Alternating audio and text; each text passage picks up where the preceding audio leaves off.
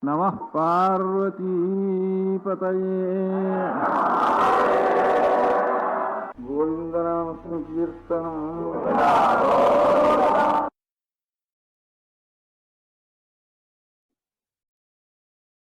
Om Narayanam Namaskritya Naranchaiva Narottamam Devim Saraswatim Vyasam Tato Jayamudirayet. With this Jaya Mangala Sloka at the beginning of the Mahabharata, thinking of all the great, with thank of Narayana, we start the today's session of Mahabharata. And we were talking about last time about the great son of Romaharshana, the Raumaharshani, Ugrasravasa Sutta, how he was telling the story of Mahabharata to the Maharshis and expanded about the greatness of this amazing Mahabharata. And we talked about the Akshavinis, the 18 Akshavinis. Today, as we go into the Mahabharata, I thought I will share with you. Last time we were just talking about the Mahabharata to give all of you an indication and to inspire all of us to access the original Mahabharata. I will share some and go through this glory of Mahabharata. So let me see. Let me bring up the right screen here. Yes. Here. So this is the original Mahabharata of Vedavyasa. As we see, there are the 18 parvas we talked about, right? Ashtadasha parvas in the Mahabharata. And you can see all of them listed here. Adi Parva we talked about. Adi Parva. Are you able to see my screen? Yes, we can yes, see. Very good. So this is all the original in Sanskritam, Vedavyasa Virichitam Mahabharatam in Devanagari. From Adi Parva, we go through all the 18 parvas are listed here. So today, let us very quickly go through the story of the Mahabharata just to see the scope of this amazing Mahabharata. We talked about that, right? And then we will delve into many more stories. But this is such a treasure chest. So if you see Adi Parva itself, if you see, this is Adi Parva. Now, if you see, I will just show you what are in the Adi Parva. The first, in the Adi Parva itself, there are Upaparvas, right? The subsections. Like the way we describe Mahabharata is just like Brahma created this world, this universe of so many planets and stars and planets, and within planet, if you take the earth itself, you have so many continents, and within that you have subcontinents, and you have so many oceans, and oceans within them, you have lakes, like that, so many parts. In that wonderful way, Vyasa created this amazing universe of Mahabharata with so many parvas, uparvas, and upakyanas, and so many subparts and sub-subparts, and so many amazing parts. So if you see here in the Adi Parva itself, we have Anukramani Parva, that is the beginning of the story we were talking about. Then there is Parva Sangraha Parva. In the beginning itself, you give the table of contents. So that the whole summary of the Mahabharata, like we are doing now, is given by Sutta to the Maharshis. That is the Parva Sangraha Parva. All the 18 Parvas he summarizes there. Then the first, the story starts with Paushya Parva. There's the king Paushya, and there's a story around him, how his wife's earrings are stolen, and he has to retrieve them. And there is somebody called Udanka who is trying to retrieve them. He fights with the snakes in the Nagaloka, and therefore there is he has a grudge towards the Nagas, to the Takshaka, especially the king of the snakes, Takshaka. And the beginning of Mahabharata itself tells you how one thing leads to other, how this world is full of the intricacies of karma. If you do something, there is a recursion to that, right? A repercussion to that. Every action has a reaction. There is an endless chain of karma that we are all part of. And one thing leads to the other. And this is the amazing message about the inevitability of the reactions of karma and how this will come back to you and how you have to go beyond that chain of karma. And that is the secret of life. This world is a continuous sequence of karma. Our fathers, our great-grandfathers, they have done karma, their repercussions are on us. We do something that has repercussions. We do good, we do bad, everything comes back. So that sequence of karma is very amazingly captured there. That is a huge message of the Mahabharata. So you have Paushya Parva and how that relates to Pauloma Parva, because there is the Rakshasa called Puloma who is destroyed. And all this is related to one thing relating to the other, and all related to snakes. And why is all this thing about snakes we are talking about? Because this whole Mahabharata is told to Janamejaya by Vaishampayana. And after the end of the Sarpa Yaga he performs. He makes a tremendous yaga to destroy all the snakes. Why did he come to that stage? And how did the snakes have that karma that leads them to that kind of a destructive state? So that sequence is described here in Paushya Parva, Pauloma Parva, Astika Parva. And how is Astika? Who actually comes and stops Janamejaya from completing that Sarpayaga and destroying all the snakes. So many snakes get destroyed, but Astika stops them. So that Astika Parva is the next Parva related to the Janamejaya, and that kind of leads to the story of the Mahabharata. And then we go into what is the Mahabharata story itself. And you see here is Adi Vamsavatarana Parva.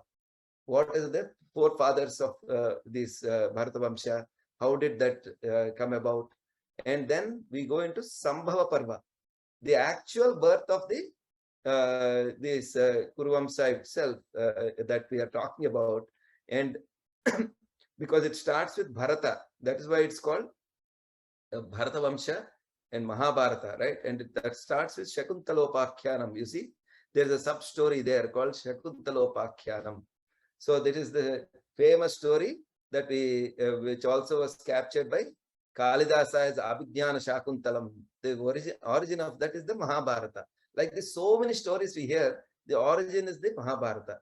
Shakuntalopakhyanam, and that is the whole Bharata Vamsha started. Then Yayati Upakhyanam, Yayati Upakhyanam. You have the Yayati story, Uttaraya Yayatam, and so on. What happened after Yayati, who were born, and so on. So in all this, that whole thing, we come to Shantanu Maharaja, the son of the birth of Shantanava or Gangeya, and who becomes Bhishma, and how from Bhishma you get all that birth of the Pandavas, and how that whole race was coming, and until Dhritarashtra, Pandu, and the sons of Dhritarashtra being Pandu being born as Pandavas, and Dhritarashtra's sons, Dhartarashtra's, who are also called Kauravas because Dhritarashtra was the Kuru king.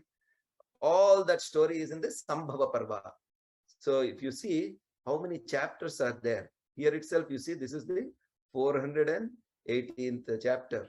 Like that we are going into it. And then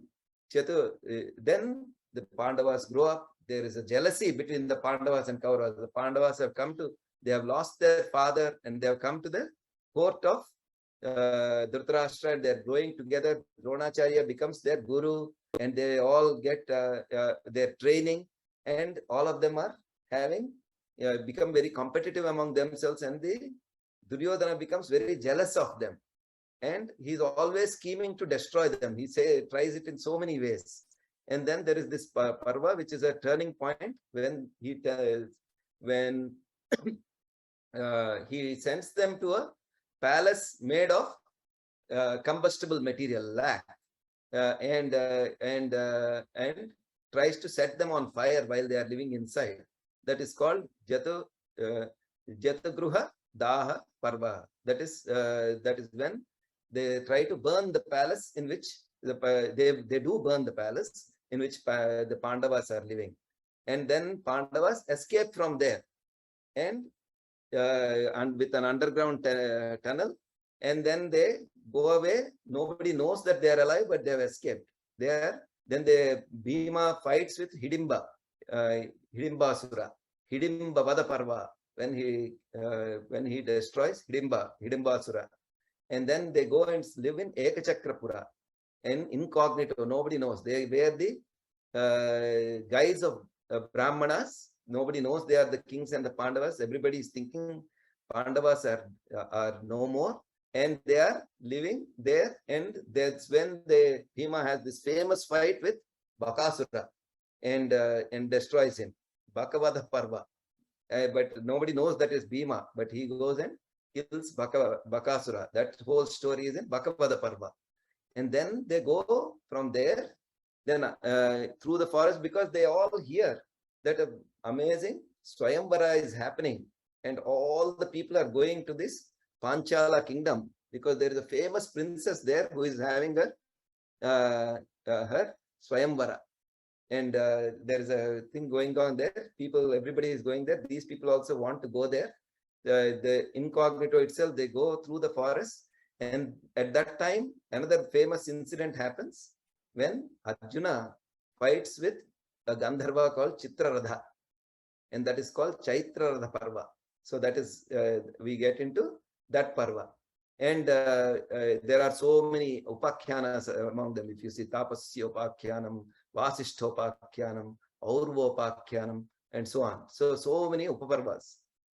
And then they finally get there, and there's this famous, wonderful time. There is in the Chaitra Radha Parva, this is one famous thing there, one very, very significant for Pandavas is they find their Purohita. Vyasa, they meet Veda Vyasa, and Veda Vyasa tells them the importance of a Purohita, and Dyaumna becomes the Purohita of the Pandavas and always accompanies them from then on throughout their Vanavasa later. And when they go back in the Udyoga Parva, he becomes their ambassador to the Kauravas to give them their message. Throughout, he's like their guru staying with them. So that is one of the most significant things that happens during this phase. And then this beautiful, amazing description. All the kings come for the Draupadi Swayamvara. It is a beautiful description of the geography and political landscape of that time, because the entire Bharatavarsha, all the kingdoms and all the kings and how they come together in Panchala Desha for Draupadi Swayamvara is described in this beautiful place. And this is also an amazing time, because this is the first time in the story that these Pandavas meet or are seen. The entry of their cousin, their wonderful cousin Sri Krishna in the story happens during Draupadi Swayamvara, because that time we hear that Krishna and Balarama also have come there, and Krishna secretly points to Balarama. You see those Pandavas, you see those Brahmanas shining there far away in that crowd. Those are Pandavas. Oh, they're alive. Those are Pandavas. So that's the secret between them. Then Arjuna, of course, does the Matsya Veda and becomes and gets the hand of Draupadi. And there's the story of how then Draupadi is taken, and how she becomes the wife of all 5 Pandavas. Panchendropakhyanam. What is the story behind that? How did she become wife of 5 Pandavas? And why was the karma that led to that? What was the story? All that is in the Panchendropakhyanam. And then there is the Vaivahika Parva, where the marriage actually happens, this wonderful marriage. And then it comes out. At that time, they discover these are Pandavas, these are not Brahmanas. And Drupada is very happy. Then the word goes around that the Pandavas are alive. And Vidura is sent. Dhritarashtra sends Vidura to go and fetch Pandavas again. And there's the Viduragamana Parva. And then Rajyalambha Parva. And the kingdom is given again to Yudhishthira, because he is the rightful crown prince, because he is the eldest among the sons of Pandu or Dhritarashtra. So the kingdom is again given to the Yudhishthira at this time. And they are given this area called Indraprastha, where they are allowed to rule. And at that time, as they go and start ruling there, Arjuna has an incident there. He is sent into exile for some time. So Arjuna Vanavasa Parva, then he goes into that, and there are so many upakhyanas within that. And Subhadra Harana Parva, at the end of that Vanavasa, he goes to Dwaraka. That's a beautiful parva because he tours the entire India. He goes along the east coast, he goes to the south, he goes to South India, then he goes from there along the west coast up to Dwaraka. So from all the way from Indraprastha, which is near Delhi, he goes to the east coast, he goes down, he sees so many rivers, so entire geography of India as he goes down and comes up again on the west coast to Dwaraka. And he then acting as a recluse, he stays in Dwaraka. Subhadra, the sister of Krishna, is supposed to be married to someone else, but he takes her away. And Subhadra Harana Parva. And then the conclusion of that, Harana Harika Parva. So after that, everybody, Balarama and everybody wants to fight, but Sri Krishna calms them down and says we should accept this marriage between Arjuna and Subhadra. And that is the beautiful incident. And then Abhimanyu is born to Arjuna and Subhadra, wonderful character. That is that story. And we have the Khandava Daha Parva. Then there is the amazing incident where Krishna and Arjuna go into this forest called Khandava forest. And Agni Deva comes and prays that he needs to consume that forest. So it's a beautiful episode of a forest being consumed, and also a wonderful incident where Krishna and Arjuna protect all the animals in the forest and all the life in the forest while they allow the consumption of the forest by Agni, and stories related to that.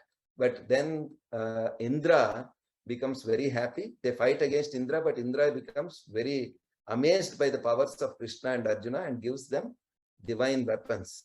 So that is the beautiful conclusion of that. And there is the Sharangakopakyanam, which is the conclusion of the Adi Parva. So this is the beautiful, just the first Parva, Adi Parva. And if you see that, that is itself 830 pages. If you see the original, all these are, if you see the PDF here, right? And if you see this, and there are 225 chapters within that. And that is Adi Parva of Mahabharata. So, and if I go back here, sorry.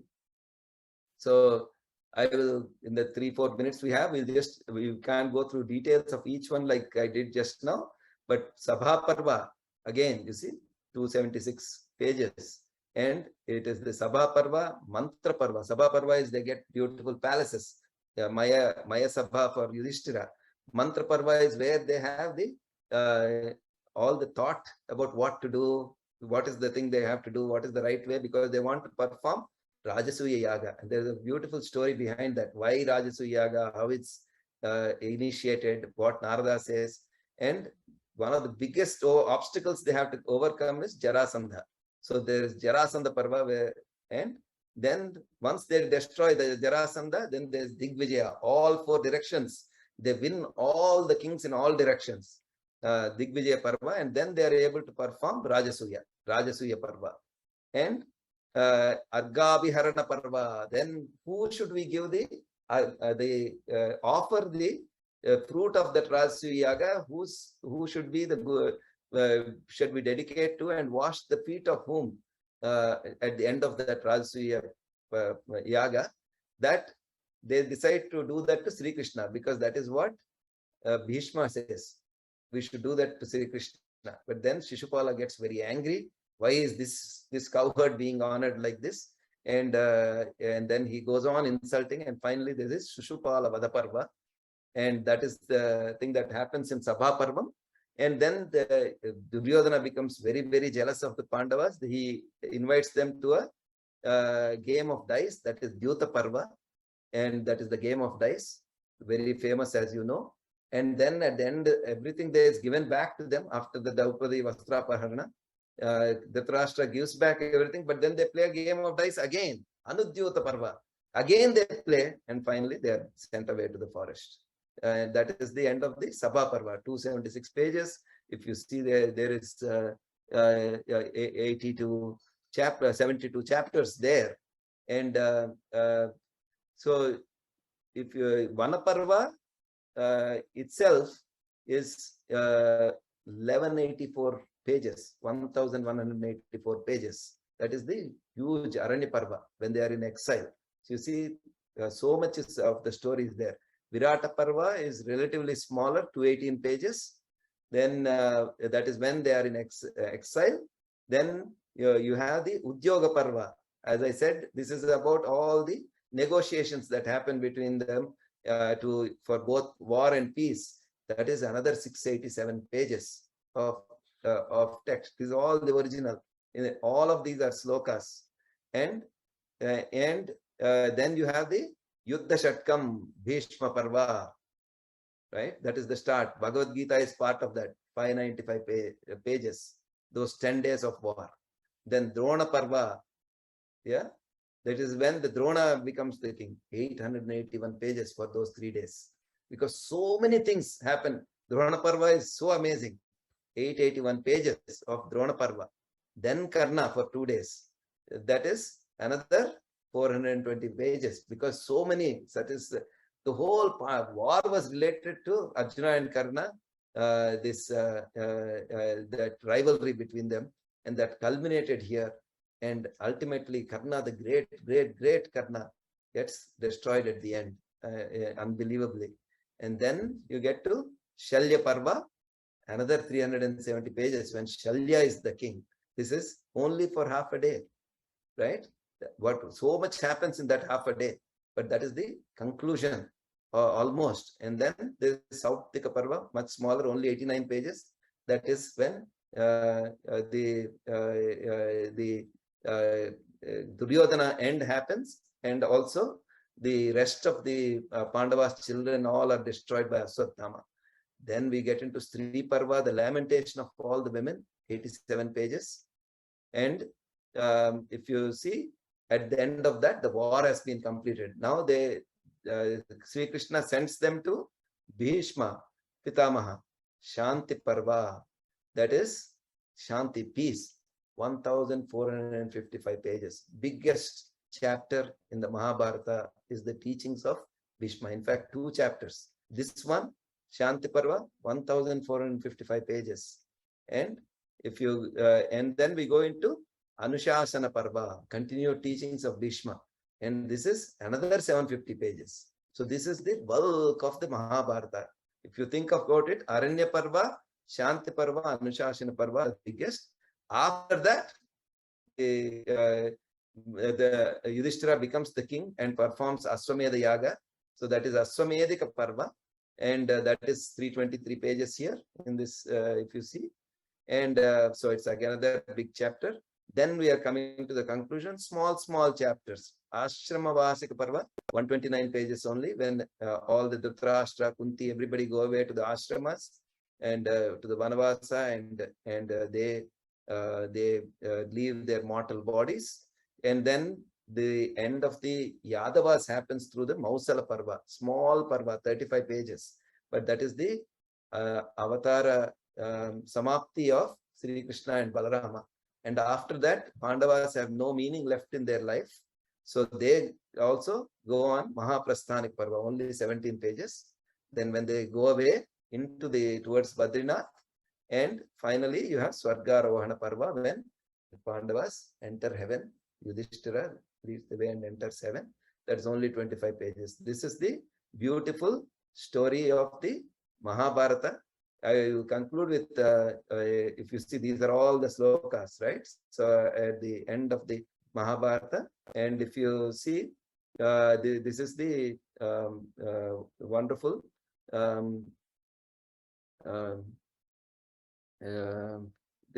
what is here. You can what is anything that is in the world, you'll find here. And whatever is not here cannot be found anywhere in the world. Such a comprehensive coverage of all aspects of human life is this Mahabharata. So with this, hopefully all of you have the appreciation of the amazing epic. And this is over 3 years. The Vedavyasa himself composed this astounding epic that you are seeing here with so many thousands of pages. And this is our Mahabharata. We will continue with stories from here. Om Narayanam namaskritya naram chaiva narottamam devim saraswatim vyasam tato jayamudirayet. Om Tat Sat.